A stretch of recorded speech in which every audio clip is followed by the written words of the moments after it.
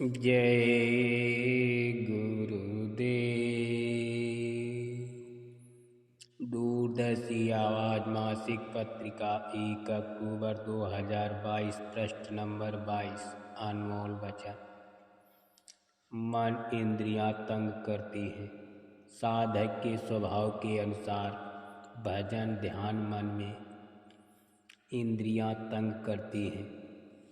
देखने वाला व्यक्ति अपने मन चित्र को एकाग्र नहीं कर सकता और परिणाम स्वरूप उसका भजन नहीं बनेगा। ऐसा महात्माओं ने कहा। कुछ न कुछ सेवा करो। आप लोग आश्रम में आओ तो हमेशा ये सोचो कि आप अपने घर गृहस्थी में छोटे बड़े काम करते हो। यहाँ पर भी जो सेवा कर सको छोटी बड़ी वो जरूर करो। तुम तो जो भी सेवा करोगे तुम चले जाओगे तो वो दूसरों के काम आएगी। इसमें मोह नहीं होगा। अपनी घर गृहस्थी में काम करते हो वहाँ मोह होता है और फिर मोह सकल व्याधिन कर मूला तीनहि ते पुण्य उपजहि बहुसूला। मन को रोको। सूरत के घाट पर आने का भी शब्द आता है और ले जाने का भी शब्द आता है। प्रेमी आरत भाव से ऐसा निशाना लगाता है कि दूसरी ओर चीज उसको भाती ही नहीं है। मन ऐसे में साथ देता है और सूरत पुकार लगाती है। मन साथ देगा तो जल्दी सुनवाई होगी। यह भाग जाएगा तो देर लगेगी। शब्द में लय होकर सूरत चढ़ेगी। मालिक टेक से नहीं मिलता प्यार से मिलता है। सूरत शब्द सुनेगी पर चढ़ाई नहीं होगी। जब शब्द में लय होगी तब चढ़ाई होगी। ये संतों की रीति है। सूरत को चढ़ाने की, नाम को पकड़ने की। उसे पकड़ लो और गगन में चढ़ जाओ। यह कमाई का रास्ता है। यहाँ केवल अध्यात्मवाद है, परमार्थ है। संसार की कोई बात नहीं है। संसार में तो आप रहते ही हो, उसी को देखते हो, उसी को सोचते हो, उसी में रचे बसे हो। यहाँ आए हो परमार्थ की बात सुनो। अपनी जीवात्मा को जगाने की बात सुनो। यह रास्ता जो आपको दिया जाता है यानी नाम दान मिल गया तो कमाई करो।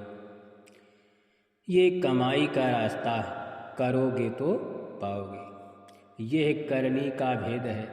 ना ही बुद्धि विचार कथनी छोड़ करनी करो तब पाओ कुछ सार। कर्मों का फल मिलेगा।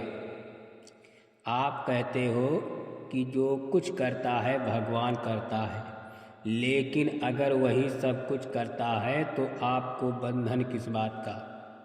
वो करा रहा है, हम कर रहे हैं, लेकिन ऐसा नहीं है।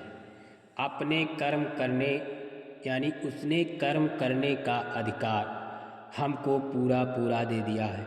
हम चाहे जो करें वो कुछ नहीं कहेगा, लेकिन सब लिखता रहेगा। फिर जब हम उसके यहाँ पेश होंगे तब हमारे कर्मों का फल वो दे देगा, क्योंकि फल देने का अधिकार अपने हाथों में रखा है। कम खाओ। आपको भजन करना है तो थोड़ा भूख रखकर खाओ। इससे पेट हल्का रहेगा और भजन बनेगा।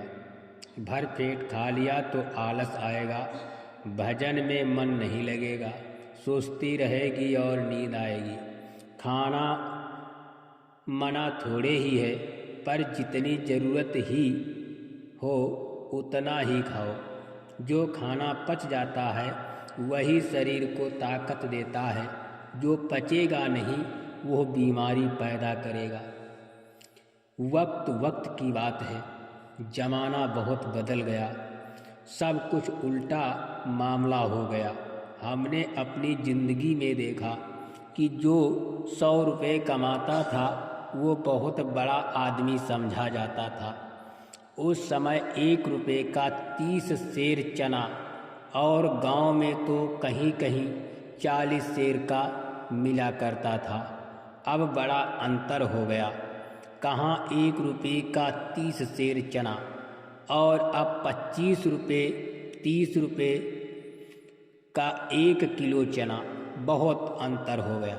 वक्त की बात है, उस समय आदमी बड़ा ईमानदार था, बड़ा सच्चा था, धोखाधड़ी छल फरेब नहीं था। अब सब उल्टा पुल्टा हो गया। जिसका खान पान ठीक नहीं है उसके घर भजना नंदी को भोजन नहीं करना चाहिए। जय गुरुदेव।